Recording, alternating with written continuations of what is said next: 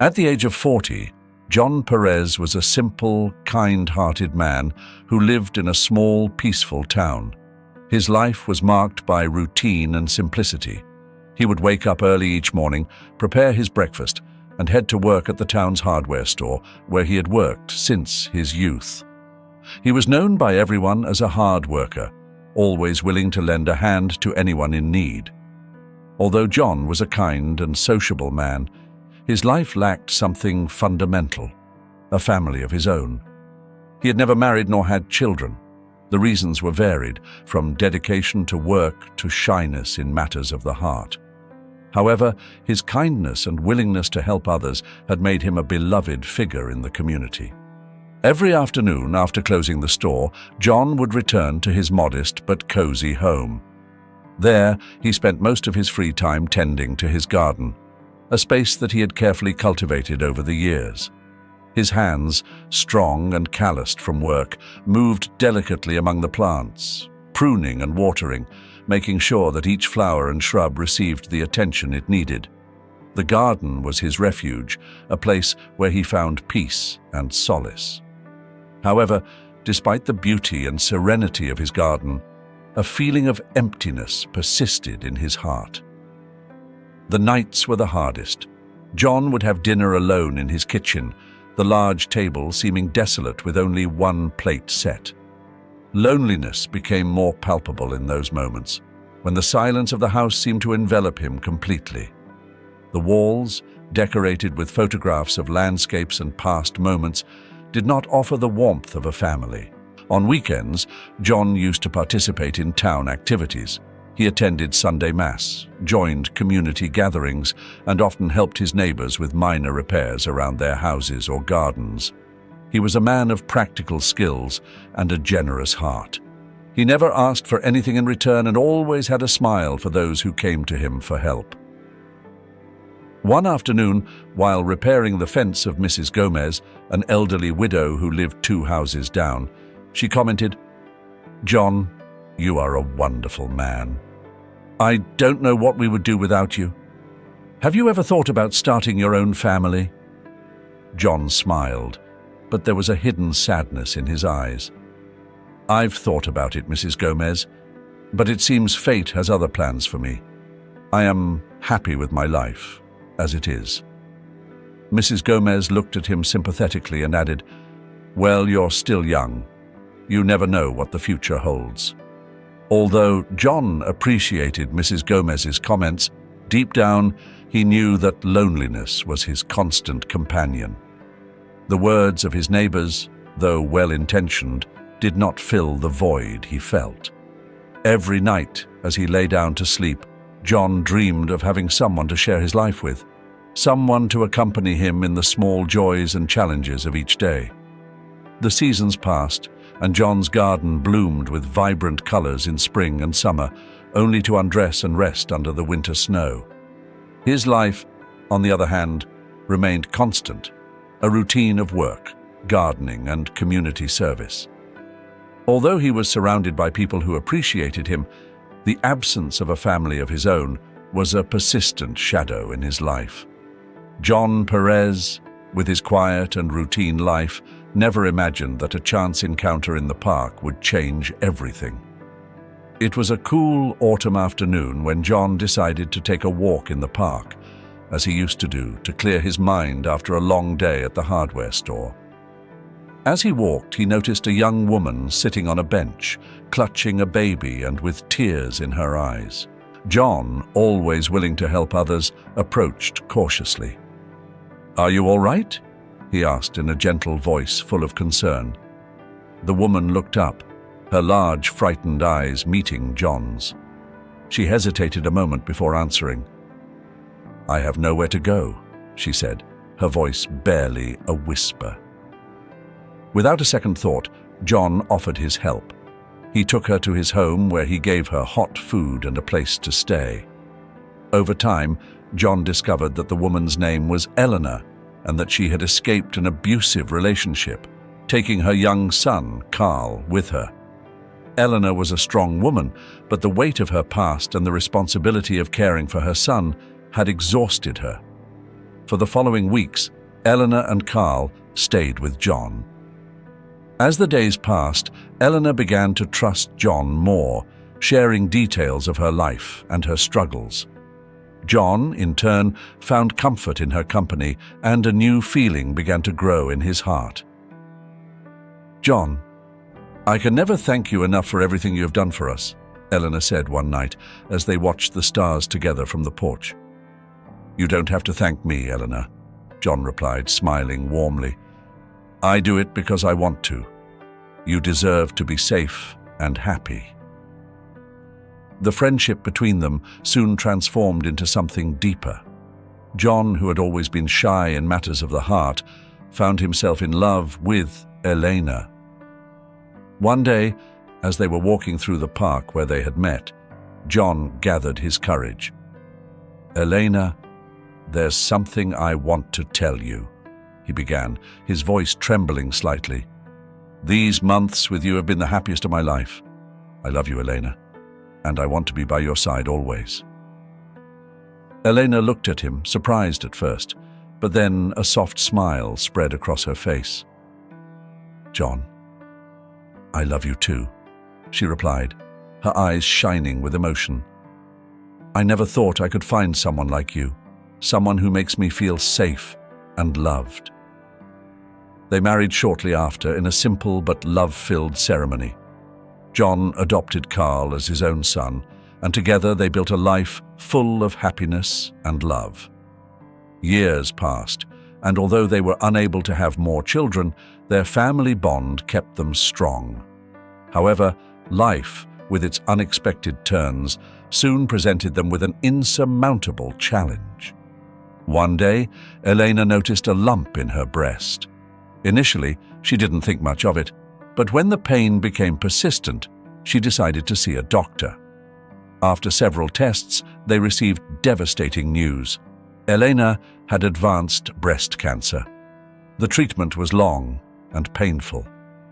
John was by her side every step of the way, caring for her with the same devotion and love he had always shown. But despite all their efforts and Elena's valiant fight, the cancer continued to advance. Eleanor's strength faded, and John, though strong on the outside, felt his world crumble. One night, as John sat by Eleanor's bedside in the hospital, she looked at him with infinite tenderness. "John, I want you to know that every moment with you has been a gift," she said in a weak voice. "I love you more than words can express. Take care of Carl and continue to be the wonderful man you have always been." Elena's words pierced John's heart. With tears in his eyes, he took her hand and replied, "I promise you, Elena, I will always take care of Carl and carry your love with me every day of my life." Elena smiled one last time and closed her eyes, leaving this world in peace. John stayed by her side, his heart broken, yet filled with gratitude for the time they had shared. The days that followed were dark for John. The house, which was once filled with laughter and love, now seemed empty and cold. However, he found strength in the promise he made to Elena. He dedicated himself to caring for Carl, making sure he never lacked love and support. After many years dedicated to raising his son, Carl, John Perez was now in the twilight of his life. Carl had grown to be a strong and responsible man, and although John's life had become more solitary over time, he found solace in his memories of Elena and in the love for his son. However, one fateful night would change his life forever. It was a dark and stormy night. The rain lashed at the windows, and the wind howled through the trees. The electricity had gone out throughout the neighborhood, and John, after a long day working in the garden, lit a candle to illuminate the living room. He settled into the old sofa, feeling exhausted, and soon fell asleep, unaware that that sleep would bring tragedy. While John slept, the candle, placed too close to a curtain, caught fire. In a matter of minutes, the flames spread rapidly, devouring everything in their path. Thick smoke filled the room, and John, sound asleep, was unaware of the imminent danger. Neighbors, upon noticing the smoke and flames coming from the house, ran to help. Shouts of alarm echoed down the street as several men and women tried to break down the front door. Finally, they managed to get in and found John unconscious on the sofa, surrounded by smoke and flames. With great effort, they pulled him from the burning house, but John was unresponsive. He had inhaled too much smoke. They rushed him to the hospital where doctors fought to save his life. John fell into a deep coma, and the following weeks were an agony of waiting for his son Carl and his daughter-in-law. 24 days later, against all odds, John woke up, but the relief of his awakening was soon overshadowed by a devastating reality. Carl was sitting by his bedside when John opened his eyes for the first time. "Dad, thank God you're awake," Carl said, his voice choked with emotion. "What? What happened?" asked John, his voice weak and hoarse. Carl took his father's hand and explained what had happened. John listened in silence as his son told him how the house had been destroyed by fire, how all his belongings, including photos and memories of Eleanor, had been reduced to ashes. The devastation in John's eyes was palpable. Everything is gone," John murmured, feeling a profound sadness. Carl squeezed his father's hand tightly. "Dad, the most important thing is that you're alive.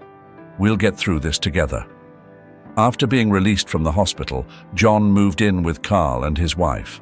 After the devastating fire that destroyed his home, John Perez moved into the house of his son Carl and his daughter-in-law, Mary.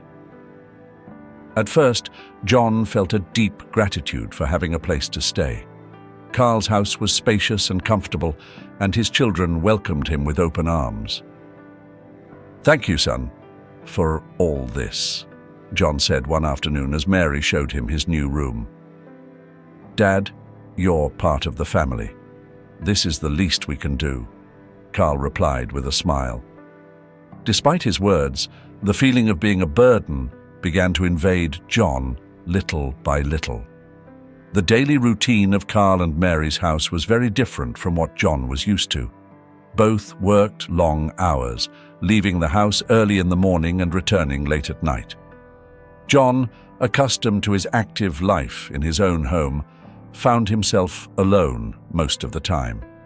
One day, as they had breakfast quickly before leaving for work, Mary said to Carl, "We have to hire someone to help Dad during the day. We can't leave him alone for so long." "You're right," Carl replied. "I'll ask Jane, our neighbor, to come and help." Jane was a kind and generous woman, always willing to help. She gladly accepted the task and began visiting John daily, bringing him meals and making sure he was okay.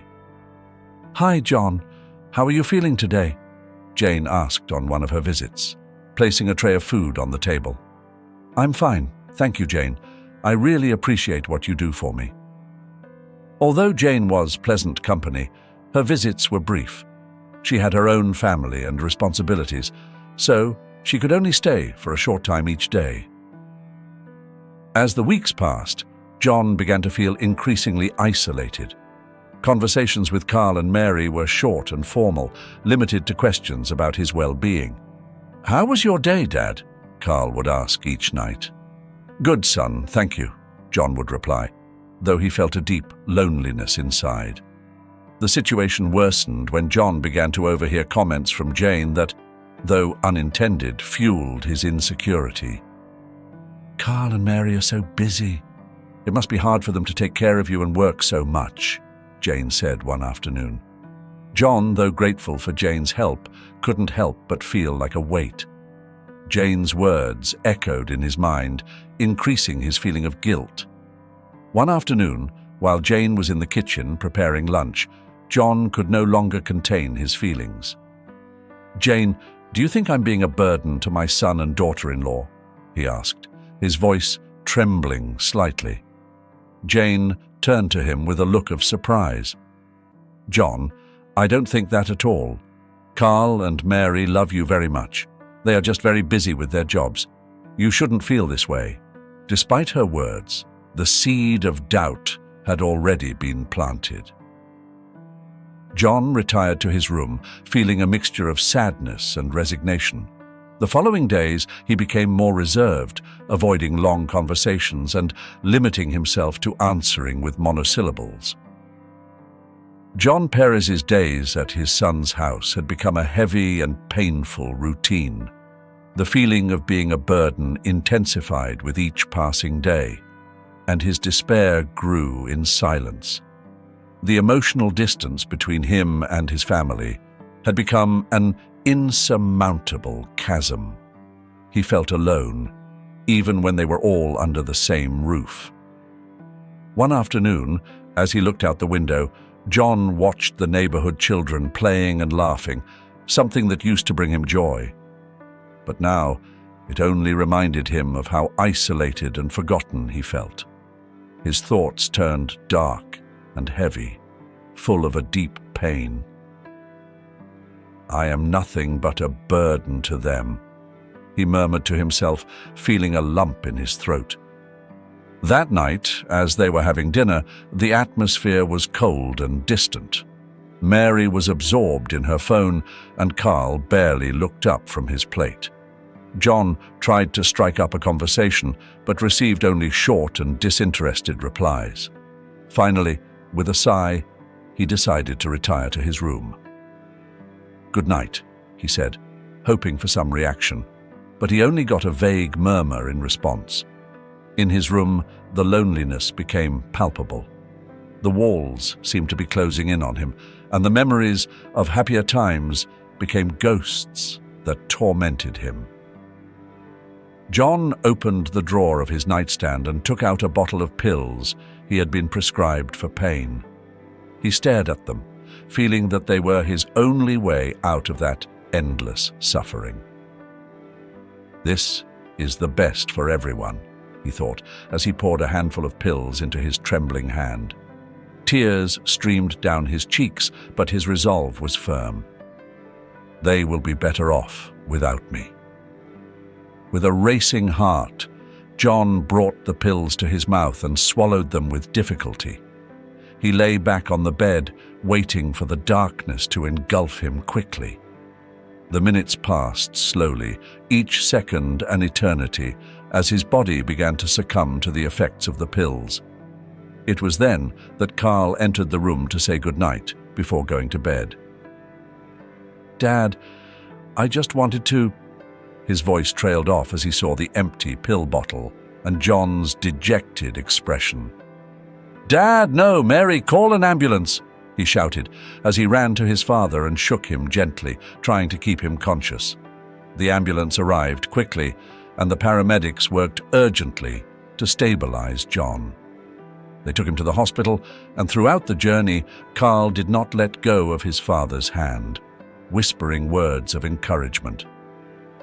"Hold on, Dad. We're going to fix this. Everything is going to be all right," he repeated, his voice breaking with emotion. At the hospital, the doctors managed to save John, but the experience left everyone deeply affected. Carl sat by his father's bed, holding his hand tightly. "Dad, I'm so sorry," he said, his voice full of remorse.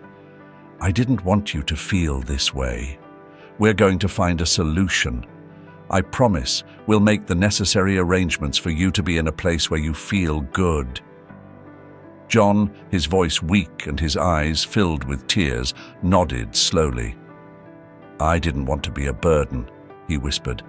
"I just want everyone to be happy." Carl took some documents out of his bag and placed them on the table by the bed. "Dad, these are the papers to sell the land. With the money, we can pay for your stay in a good home. I don't want you to feel alone or abandoned. I want you to be okay, where you can get the care you need." John looked at the documents, his hands trembling as he held the pen. He signed with a feeling of relief and sadness. He knew this meant the end of an era for him, but he also hoped it would be the beginning of a more peaceful and dignified life. "Thank you, son," he said finally, handing the signed papers to Carl. The following hours were a whirlwind of emotions for both of them. The promise of change was bittersweet, but necessary. John was discharged from the hospital and taken back home, where he prepared for the transition. Time passed slowly at Carl's house. John, despite having signed the documents to sell his land, watched the days slip by without his transfer to the nursing home being finalized. Every morning, he woke up hoping that this would be the day they would finally take him. But every night he went to bed with growing frustration. The relationship with his son and his daughter-in-law became more strained with each passing day.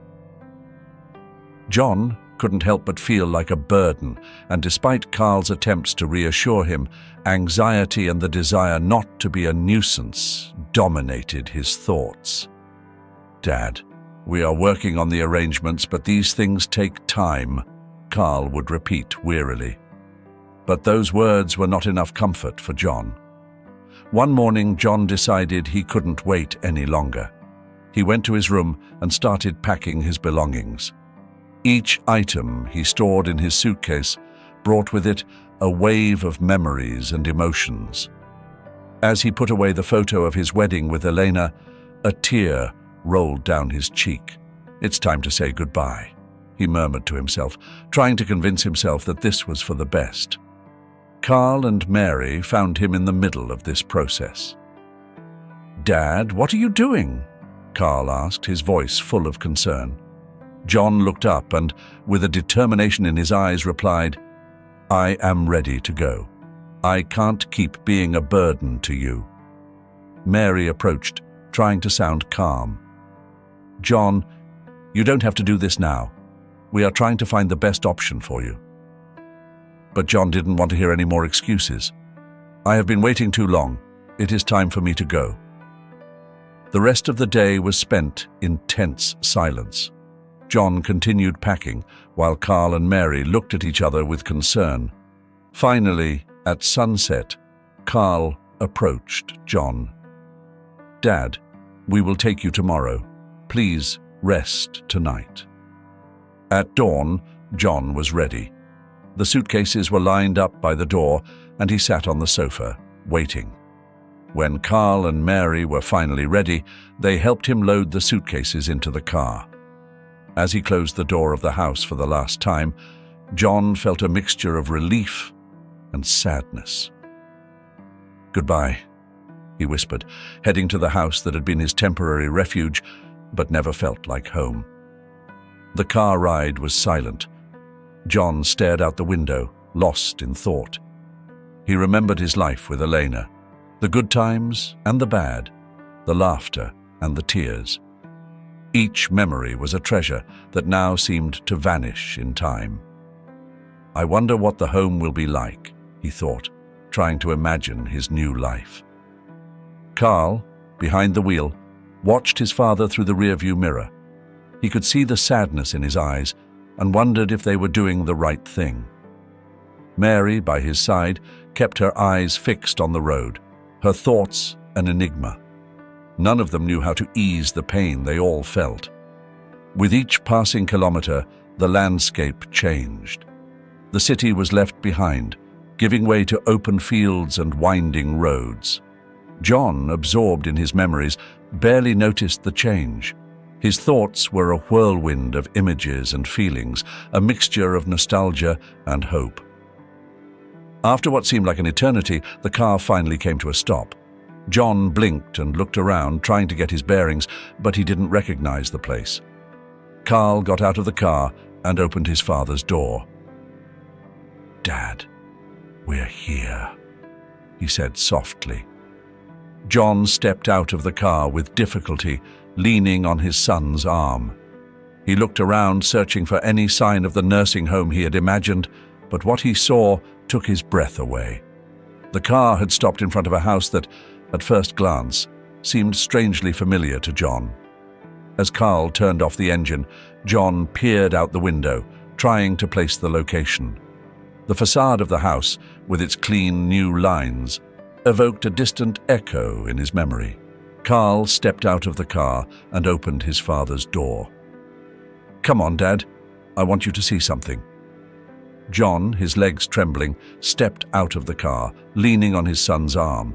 His eyes scanned every detail of the house's exterior, from the front door to the meticulously kept yard. There was something about this house that reminded him of his old home. "Where are we?" John asked, his voice laden with confusion and curiosity. Carl smiled, a smile full of pride and relief. "Dad, this is your house. We rebuilt it for you." John's heart skipped a beat. He looked at his son, searching his eyes for confirmation. "My house? But how is that possible?" Carl nodded and guided him towards the door. "We did it with the help of the neighbors. We used the permits you signed for the construction. Everyone pitched in to make this happen." As Carl opened the door, John felt a surge of emotions swirling within him. They entered the house, and each step he took transported him to memories of his former life. The living room, with its new decor, still retained the essence of the place he and Elena had created together. The walls, though freshly painted, seemed to whisper stories of the past. John slowly walked through each room, his mind struggling to accept what he was seeing. Everything was there, just as he remembered it, but improved, renewed. He stopped in front of a framed photo of him and Elena at their wedding, his eyes welling up with tears. "I can't believe it," he murmured, his voice cracking. Carl placed a comforting hand on his father's shoulder. "Dad, we knew how much this house meant to you. We couldn't let you go to a nursing home. This is your real home, where you've always belonged." Overwhelmed with emotion, John sank into a chair. Tears streamed freely down his face, a mixture of disbelief, joy, and gratitude. "Thank you, son. I don't know how to thank you all for this." Carl smiled and sat next to him. "You don't have to thank us for anything, Dad. Everyone wanted to help you. This is what you deserve." The afternoon slowly faded as John continued to explore his rebuilt home. Every corner, every detail had been carefully thought out to maintain the essence of his old home. In the kitchen, new appliances gleamed, but the wooden shelves, carefully restored, retained the warmth and familiarity he remembered. In the bedroom, the bed was made with new sheets, but the old quilt Elena had sewn was still there, waiting for him. John caressed it, remembering the nights he had spent by her side, talking in hushed tones about their dreams and hopes. "Elena, I wish you could see this," he whispered, feeling a peace he hadn't felt in a long time. As dusk settled, Carl and Mary joined John on the porch. The garden lights flickered softly, and the cool evening air carried with it the scent of the flowers he loved to tend. "Dad, we want you to know that we will always be here for you. This is your home, and we want you to enjoy your years here, surrounded by everything you love." John, his voice still trembling with emotion, replied, "You don't know what this means to me. I thought I had lost everything, but you have given it back to me. Not just the house, but also hope and love. Thank you for not giving up on me." The night went on, and for the first time in a long time, John truly felt at home. The despair and the feeling of being a burden vanished, replaced by a deep sense of belonging and gratitude. He had found his place, not just in a rebuilt house, but in the heart of a family that had never abandoned him. The rebuilding of his home was more than just a physical renovation. It was a restoration of his spirit, a reminder that love and dedication can overcome any adversity. As John prepared for bed in his own house, he knew he had found the peace he had longed for. And with a smile on his face, he closed his eyes, ready to dream of a future filled with love and possibilities. John Perez woke up early, the first rays of sunlight filtering through the new curtains of his restored bedroom. He lingered in bed for a moment, letting the reality of his surroundings wash over him. The previous night had been a whirlwind of emotions, and now, in the calmness of the morning, he felt the need to explore every corner of his rebuilt home. He got up slowly, his joints protesting slightly from the inactivity of recent months. He walked towards the kitchen, finding a modernized space that still held the warmth of his old home. The appliances gleamed with a new sheen, but the wooden shelves carefully restored reminded him of the years he and Elena had spent cooking together. He ran his hand over the surface of the table, feeling a deep connection to every detail. The living room was welcoming, with new furniture that blended perfectly with the relics of the past. A hand-knitted blanket made by Elena rested on the sofa, a familiar touch amidst the renovation. John sat for a moment, letting himself be enveloped by the feeling of home he had missed so much. The clock on the wall, one of the few objects that had survived the fire, ticked rhythmically, a comforting sound in the silence of the morning. He decided to go up to the second floor, where his bedroom was located. As he opened the door, a wave of nostalgia hit him. The bed was made with new sheets, but the old quilt Elena had sewn was still there, waiting. John approached and ran his hand over the soft fabric, remembering the nights he had spent by her side, talking in hushed tones about their dreams and hopes. On the nightstand, a small table clock marked the hours with precision, another silent witness to the passing years. As he walked around the house, the front door opened and Jane, his neighbor, entered. She was carrying a photo album in her hands, one that seemed to have been salvaged from the wreckage. "Good morning, John," she said with a warm smile. "Look what I found among the things we were able to save." John took the album with trembling hands and sat down on the sofa. Jane sat beside him as he opened the first page. The photos, though a bit damaged, were a vivid testament to his past life. There he was, young and full of life, next to Elena on their wedding day. He turned the pages slowly, each image evoking memories filled with love and sorrow. "I remember this day," John said, pointing to a photo of him and Elena in the garden, laughing as they planted flowers. "It was one of the happiest days of my life." Jane nodded, respecting the silence charged with emotion. "I know how much these photos meant to you. I'm glad we were able to save them." Tears welled up in John's eyes as he continued to turn the pages. There was his son Carl, taking his first steps, and then on his first day of school. Each image was a reminder of the moments they had shared, of the lives they had built together. He closed the album with a deep sigh, feeling a mixture of sadness and gratitude. "Thank you, Jane. I don't know how to thank you enough," John said, clutching the album to his chest. "It's the least I could do," Jane replied, standing up. "Now, enjoy your home. You're surrounded by people who love you." When Jane left, Carl and Mary entered the living room. "Dad, is everything okay?" Carl asked, noticing the tears in his father's eyes. "Yes, son," John replied with a trembling smile. "Jane brought me this album. It's like having a piece of my life back." Mary came closer and hugged him. "We're here for you, John. This is your home, and it always will be." Carl joined the hug, and John felt a wave of love and warmth enveloping him. At that moment, he realized how fortunate he was to have such a dedicated and loving family. "Thank you," he murmured, letting the tears flow freely. Thank you for everything." The family remained embraced for a long time, enjoying the tranquility and love that filled the house. Several weeks had passed since his return, and each day began to feel more like his old life, but with a touch of newfound hope. The garden, once abandoned and covered in ashes, now flourished again under his attentive care.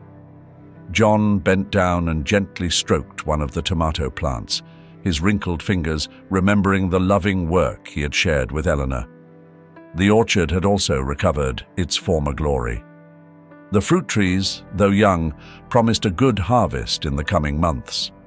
John enjoyed every moment under the sun, cultivating the land with patience and dedication. The physical work gave him a sense of purpose that he had lost during his stay at his son's house. Carl and Mary visited him regularly, always bringing a warm, familial energy. "Dad, how are the tomatoes doing?" Carl would ask, bending down to inspect the plants. "Better than ever," John would reply with a smile, proud of his efforts. Visits from neighbors were also frequent. The community that had helped rebuild his home now made sure he didn't lack company. Jane, in particular, had become a close friend. Her visits were no longer mere food deliveries, but moments of conversation and laughter. "John, those rose bushes are spectacular," Jane commented one day, pointing to the flowers that lined the garden. "It's all thanks to you," John replied modestly, but with a twinkle in his eye. One day, while John was in the orchard, he heard a familiar sound that made his heart skip a beat. He turned and saw his beloved horse, Storm, trotting towards him. Carl had found the horse nearby and brought him back as a surprise. "Dad, I thought you'd like to see an old friend," Carl said, smiling. John approached slowly, his eyes filled with tears of joy. "Storm, boy," he whispered, stroking the horse's soft muzzle. The reunion was emotional, one more piece of his life's puzzle falling back into place. "You don't know how much I've missed you," John said, feeling a deep peace. As time passed, John's relationships with his family and the community continued to strengthen. Family dinners became a tradition, with Carl and Mary spending more time at John's house. The conversations were long and sincere, filled with laughter and shared memories. "Dad, tell us again how you met Mom," Mary would ask. And John, with a nostalgic smile, would tell the story once more, each time with new details that made the story even richer. Jane's constant presence was also fundamental to John's emotional recovery. She visited him almost daily, bringing not only food, but also her company and friendship. "You know, John, I always admired the way you took care of Eleanor," Jane said one day as they were having tea on the porch. "You were an example of love and dedication." John nodded, grateful for the kind words. "Elena was my everything, and although life has thrown us many challenges, I feel fortunate to have shared so many years with her." Evenings in the garden became John's favorite time, tending the plants, picking fruit, and simply enjoying the outdoors gave him a new vitality. Every corner of the garden and the orchard reminded him of Elena, but instead of sadness, these memories now brought him comfort and joy. "You are here with me," he would murmur, looking up at the sky. "You always will be." John Perez sat on the porch of his rebuilt home, gazing at the flourishing garden before him. The setting sun bathed everything in a golden light, and the air was filled with the sweet scent of the flowers he and Elena had planted together. As he watched, his thoughts drifted back over the years, reflecting on the long journey he had taken from despair to joy. He vividly remembered the night of the fire, when he thought he had lost everything he loved. The feeling of being a burden on his family had been overwhelming, taking him to such a low point that he had even considered ending his own life. But now, Sitting here, surrounded by all that he had recovered and more, he understood the true meaning of family and community. The last few months had been a rebirth. His house, rebuilt with love and collective effort, was more than just a physical shelter. It was a symbol of resilience and hope. Carl and Mary, his son and daughter-in-law, had shown unwavering dedication, giving him back not only a home, but also faith in the power of family love. Carl and Mary's regular visits were moments of pure joy. "Dad, what would you like for dinner tonight?" Mary would ask, always making sure his meals were special. "Surprise me," John would reply with a smile, knowing that anything prepared with love would be perfect. Jane, the neighbor who had been an invaluable help during his recovery, had become a close friend. Their conversations were a constant source of comfort and laughter. "John, you never cease to amaze me with your energy in the garden," Jane said one day, as they shared tea on the porch. "You and Elena always made magic here." "It's our way of staying together," replied John, his voice filled with a deep peace. "The garden is a reminder of our love and everything we built together." The arrival of his beloved horse, Storm, had been another moment of immense joy. Seeing the animal trotting towards him, his soft muzzle seeking his hand, had filled him with a sense of completeness he hadn't felt in years. "Storm, you're back," whispered John, stroking the horse affectionately. The reunion was a balm for his soul, a piece of his life's puzzle falling back into place. As the sun began to set, John thought about all the people who had contributed to his recovery.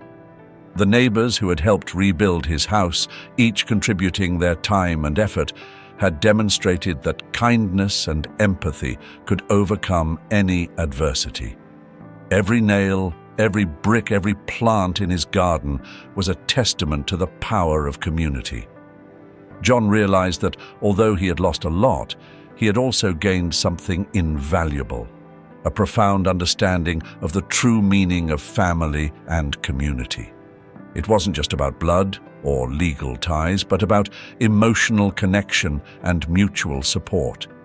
The actions of Carl, Mary, Jane, and his neighbors had woven a network of love and care that had sustained him through his darkest hours. With a sigh of contentment, John rose from the porch and walked slowly through the garden. Each step reminded him of the path he had traveled, from despair to this moment of peace and fulfillment. He paused by a rose bush and gently caressed a flower, feeling the delicate texture of the petals under his fingers. "Elena, I wish you could see this," he murmured, looking up at the sky. "But I know you are here with me, in every corner of this place." As he returned to the house, John felt enveloped in a sense of gratitude and serenity. He knew his story was a testament to the power of love and dedication. He had learned that although tragedies can tear down what we have built, kindness and collective effort can rebuild not only homes, but also hearts. "Thank you all," he thought, taking one last look at the garden before stepping inside. "Thank you for giving me back my life."